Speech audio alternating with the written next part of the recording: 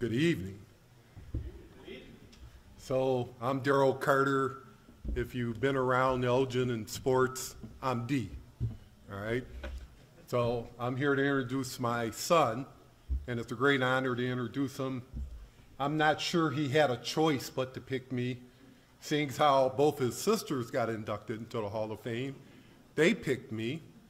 He lives around the corner. We babysit his kids all the time. But it is an honor to be inducted, all right? I'm not going to go through his bio. You got that in front of you. You know, there was a time in Deryn's life, a couple times in Deryn's life, I was really worried that he could make it to this point. I remember one time we were living in Sunset Park. We're down in the basement watching TV, big screen, 28-inch. That's what big screen was back then, all right?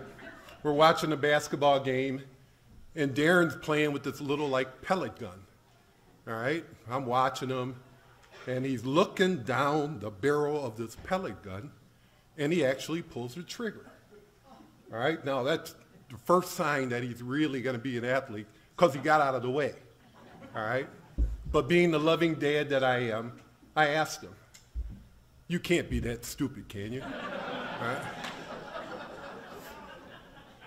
Then the second time I was really worried about it, we had just started the Junior Royals.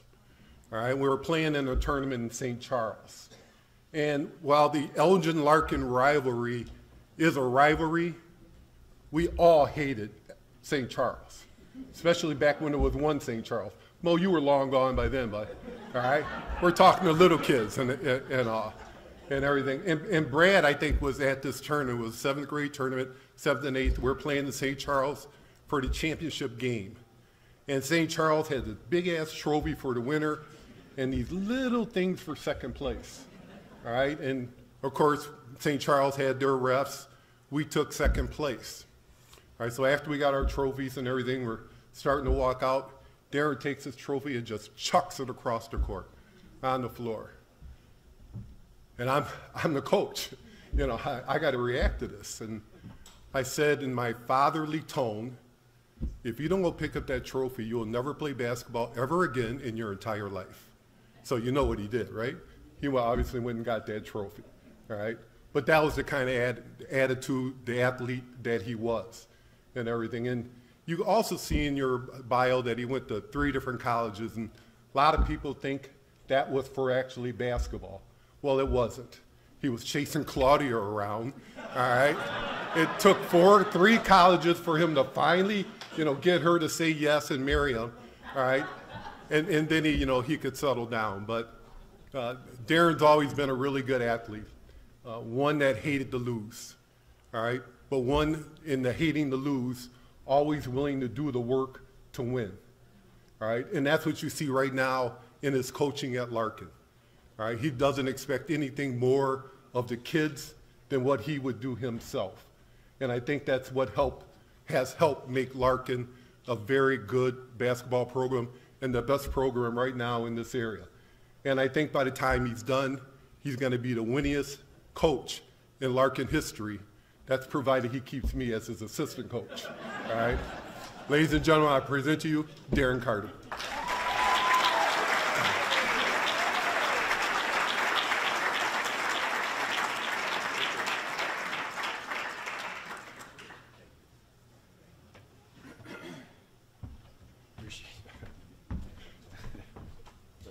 All right. A little bit of a revisionist history in that speech of his.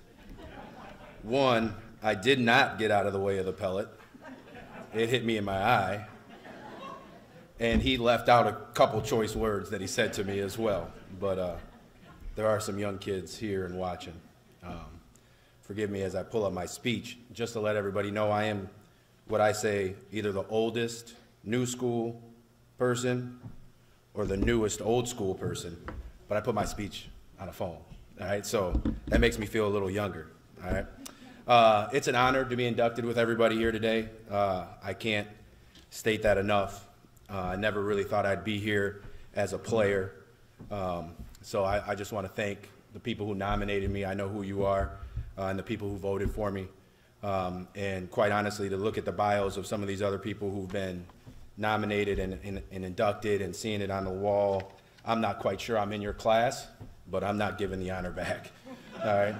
So in preparation for this, I did what young people do. I Googled, right, how to give a Hall of Fame speech. And the first thing it says is, you know, kind of explain why you're here, what you did to earn your way here and your accomplishments. And I don't really want to do that. I kind of want to explain how I helped other people get here. And I didn't make this about Elgin Larkin. Marcus did, right? So to begin with, as was talked about in Marcus's induction, he was a great defender. Never would have happened if it wasn't for him as a sophomore locking me up as a senior, right? Also inducted today was Marcus Smallwood, right? Here I am dealing with both of these Marcuses, sophomores, I'm a senior. Marcus was a great rebounder. Again, never would have happened if it weren't for rebounding my bricks, right?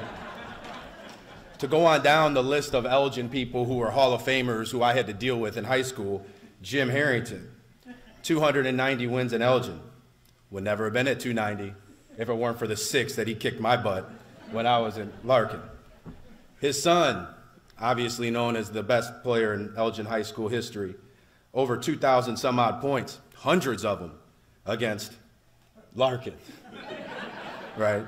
However, he's got 600 assists according to the thing on the wall over there. None of those against us. None of those against us. He never had to pass the ball. But on a serious note, I do want to thank some people. That's the other thing Google told me. So it said, talk about your accomplishments and then thank some people, right? So I do want to thank some people who, some of which aren't here. If you're not, I'm not going to say your name other than my sister, Katie. I want to thank her. Speaking of another person I helped get inducted to the Hall of Fame, I'm running around bases of her when she played softball and stuff like that. But Katie, I just want to thank you. I'm not sure you're watching, but it's on YouTube, so you'll watch it tomorrow, for being a role model and a heck of an athlete that I just wanted to try to fill the shoes when you left the school. Thank my sister Courier for all the backyard basketball games, many of which I never won. And you can imagine, because of my dad's story, how I took those losses, right? Some of which were so bad that my parents had to suspend our games in the backyard. But thank you, Courier, for everything that you did. I want to thank my mom. I've been told a couple times in the last couple weeks, hey, you know, your whole family's inducted but your mom. And I can tell you this, if it weren't for my mom, none of our family would have been inducted, right? So